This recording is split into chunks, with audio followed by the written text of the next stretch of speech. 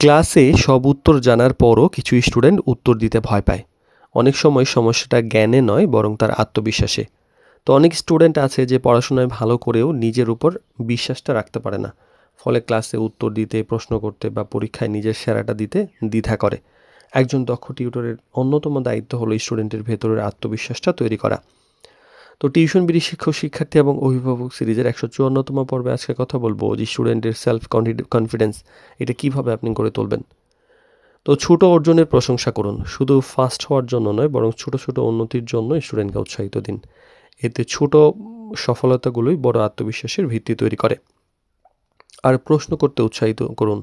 ভুল প্রশ্ন বলে আসলে কিছু নেই। স্টুডেন্ট মানে যে নির্ভয়ে প্রশ্ন করতে পারে এটাই কিন্তু একটা ইতিবাচক ব্যাপার। এবং এই যে প্রশ্ন যে করতে পারে তার জন্য একটা পরিবেশ তৈরি করে রাখতে হয়, ভয়ের পরিবেশ যেন না থাকে। এতে শেখার আগ্রহ এবং আত্মবিশ্বাস দুটোই সমানভাবে বাড়ে। আর ভুলকে আসলে স্বাভাবিকভাবে গ্রহণ করা উচিত। যে ভুল করলে বকা না দিয়ে বরং বুঝিয়ে দিন যে ভুলও একটা শেখারই অংশ। তাই এতে স্টুডেন্ট নতুন করে শেখার সাহস পায়। আর তুলনা নয় বরং নিজের উন্নতির দিকে নজর দিন।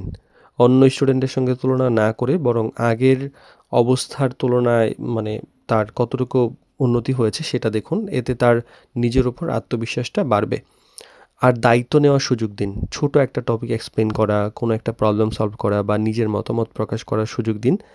এমন ছোট ছোট দায়িত্বই কিন্তু স্টুডেন্টের আত্মবিশ্বাস বাড়িয়ে তোলে। আর আত্মবিশ্বাস আসলে একদিনে তৈরি হয় না। নিয়মিত উৎসাহ, সঠিক গাইডলাইন, ইতিবাচক পরিবেশ ইত্যাদির মাধ্যমে কিন্তু স্টুডেন্ট ধীরে ধীরে নিজের সামর্থ্যের উপর বিশ্বাস করতে শেখে। তো একজন ভালো টিউটর যে শুধু পড়ান তা নয়, তিনি এমন একজন মানুষ তৈরি করেন যিনি নিজের সামর্থ্যের উপর বিশ্বাস রাখতে শেখে।